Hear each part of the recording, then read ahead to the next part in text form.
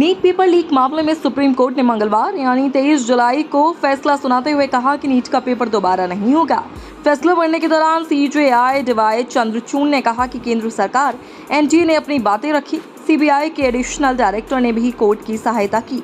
CJI ने कहा कि ये मामला बड़ी संख्या में छात्रों को प्रभावित करने वाला है, इसलिए हम दोबारा परीक्षा की नियोजित नहीं मानते। Chief justice of India CJI DY Chandrachud ने कहा कि हमारा निष्कर्ष है कि पेपर लीक हजारीबाग में हुआ और पटना तक गया, यह निर्विवादित है। उन्होंने आदेश पढ़ते हुए कहा कि सीबीआई ने कहा कि अभी तक हजारीबाग और पटना के 155 छात्रों लाभार्थी होने के बाद सामने आई है। सीजेआई ने कहा कि अभी तक जांच अधूरी है। हमने केंद्र से भी जवाब मांगा कि 4750 केंद्रों में से कहां-कहां गड़बड़ी रही। हालांकि आईआईटी मद्रास ने भी मामले की समीक्षा की। अभी तक उपलब्ध सामग्री के हिसाब से यह निष्कर्ष नहीं निकाला जा सकता कि परीक्षा की पवित्रता पूरी तरह प्रभावित हुई है। वहीं सुप्रीम कोर्ट ने कहा कि हमने इस साल के नतीजों की तुलना पिछले 3 साल के आंकड़ों से की, इससे भी ऐसा नहीं लगा कि व्यापक गड़बड़ी है। उन्होंने कहा कि हम चाहते हैं कि गलत तरीके अपनाने वाला कोई भी छात्र फायदा न उठा सके, न भविष्य में दाखिला पा सके।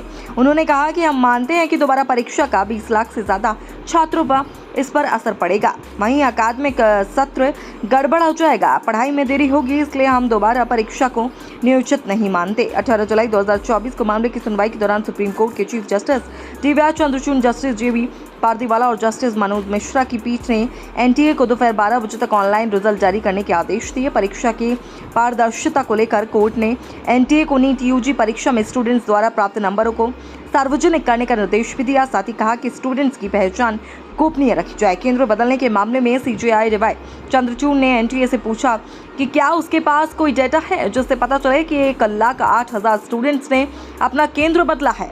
ये देखना जरूरी है कि संदिग्ध केंद्र बदला गया था या नहीं।